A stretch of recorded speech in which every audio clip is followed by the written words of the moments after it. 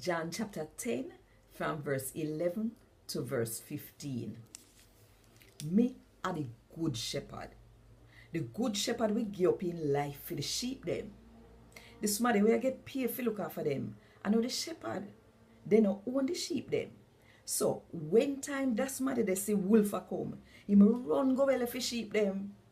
Then the wolf come up on the sheep them and make them scatter.